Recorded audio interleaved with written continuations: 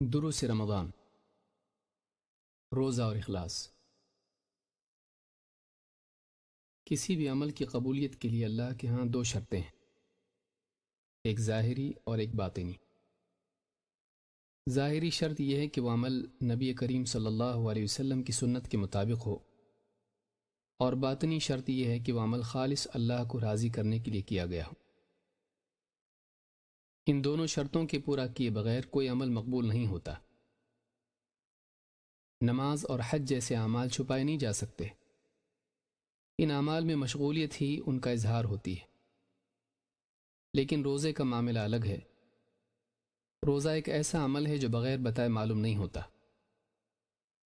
روزہ اپنے مجاہدے اور قربانی کو چھپانے کی تربیت ہے۔ اللہ کی خاطر اپنی مرغوب چیزوں کو ترک کرنا اور پھر اس عمل کو ایسے چھپانا کہ کسی کو بھی خبر نہ ہو، مجاہدے اور اخلاص کو جمع کرنے کی اعلیٰ ترین صورت ہے۔ روزے کی اسی خصوصی شان کی بنیاد پر اللہ تعالیٰ نے روزے داروں کے لیے خصوصی اجر کا وعدہ کیا ہے۔ اللہ کے رسول صلی اللہ علیہ وسلم نے فرمایا، اللہ تعالیٰ کا فرمان ہے، روزہ میرے لیے ہے اور میں ہی اس کا بدلہ دوں گا۔ ایک روزہ دار میری خاطر اپنی شہوت، اپنا کھانا پینا چھوڑتا ہے۔ روزہ ایک ڈھال ہے۔ روزے دار کے لیے دو خوشیاں ہیں، ایک خوشی افطار کے وقت اور دوسری خوشی اس وقت جب وہ اپنے رب سے ملاقات کرے گا۔ اور روزے دار کے منہ کی بدبو اللہ کے نزدیک مشک کی خوشبو سے بھی زیادہ پاکیزہ ہے۔ یہ حدیث بخاری و مسلم میں ہے۔ ایک دوسری حدیث میں ہے کہ اللہ تعالیٰ کا فرمان ہے، ابن آدم کا ہر عمل اسی کے لیے ہے سوائے روزے کے، کیونکہ وہ میرے لیے ہے اور میں ہی اس کا بدلہ دوں گا۔ یہ حدیث صحیح مسلم میں ہے۔ ایک روایت میں ہے، ابن آدم کا ہر عمل کئی گناہ کر کے بڑھایا جاتا ہے، ایک نیکی کا بدلہ 10 گنا سے لے کر 700 گنا تک بڑھا دیا جاتا ہے سوائے روزے کے، اس لیے کہ روزہ میرے لیے ہے اور میں ہی اس کا بدلہ دوں گا۔ روزہ دار میری خاطر اپنی شہوت اور اپنا کھانا پینا چھوڑتا ہے۔ صحیح مسلم۔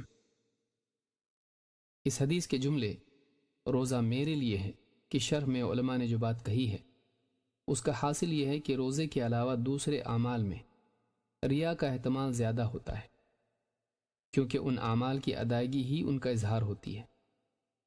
لیکن روزہ اس وقت تک ظاہر نہیں ہوتا جب تک کہ روزے دار اپنی زبان سے خود اپنے روزے کا اظہار نہ کر دے۔ اس اعتبار سے روزہ بندے اور اللہ کے درمیان ایک راز ہوتا ہے، یہ بس روزہ دار ہی جانتا ہے کہ اس کا کھانا پینا ترک کرنا روزے کی وجہ سے ہے۔ اگر وہ خود نہ بتائے تو اس کے روزے کی نیت کسی کو بھی معلوم نہیں ہو سکتی۔ روزے کی یہی مخلصانہ شان ہے جو اسے دوسرے اعمال سے الگ کرتی ہے، اور یہی وجہ ہے کہ اللہ تعالیٰ نے فرمایا کہ روزہ میرے لیے ہے اور میں ہی اس کا بدلہ دوں گا۔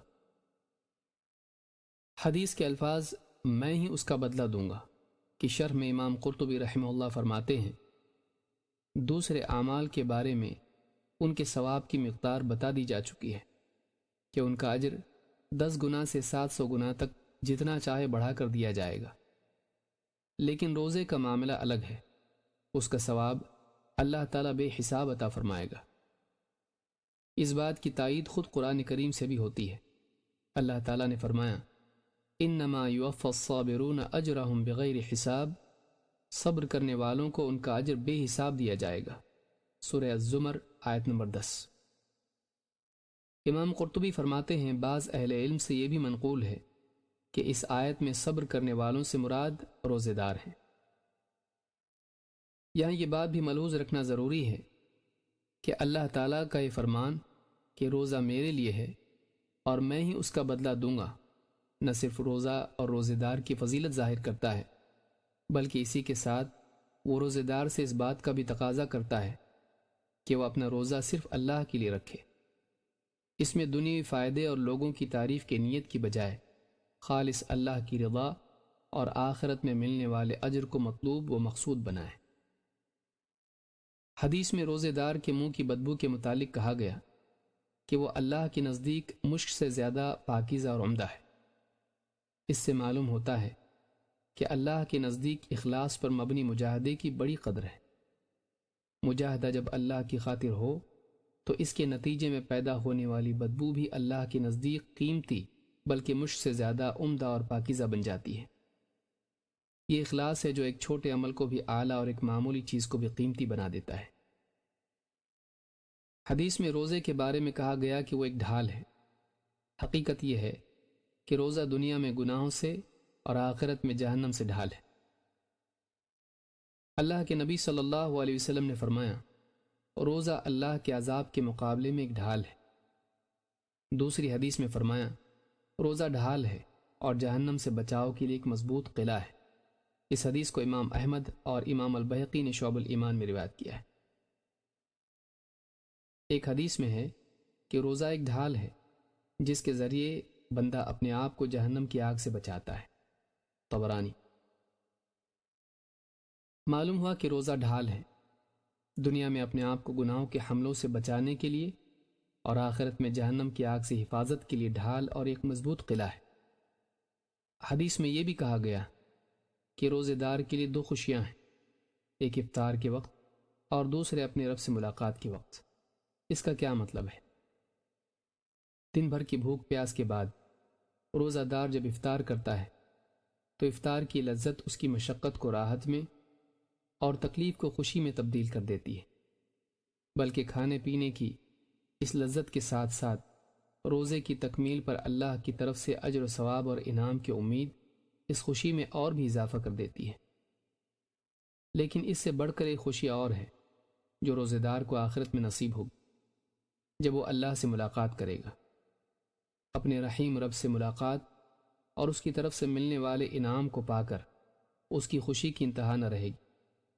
جب وہ دیکھے گا کہ دنیا کی ادنا نعمتوں کو اللہ کی خاطر چھوڑنے پر اللہ تعالیٰ نے اسے کتنا اعلیٰ انعام عطا کر دیا ہے، تو زندگی بھر کے غم خوشی بن جائیں گے اور زندگی بھر کی تکلیفیں راحت اور فرحت میں تبدیل ہو جائیں گی۔ ایک مومن کے لیے اس کی دنیاوی زندگی روزے کی مانند ہے اور آخرت افطار کی مانند۔ دنیا اللہ کی خاطر محرومیوں پر صبر کرنے کا دور ہے، اور آخرت اس محرومی کے خاتمے اور اس صبر پر اللہ تعالیٰ کی طرف سے عطا کی شروعات کا دور۔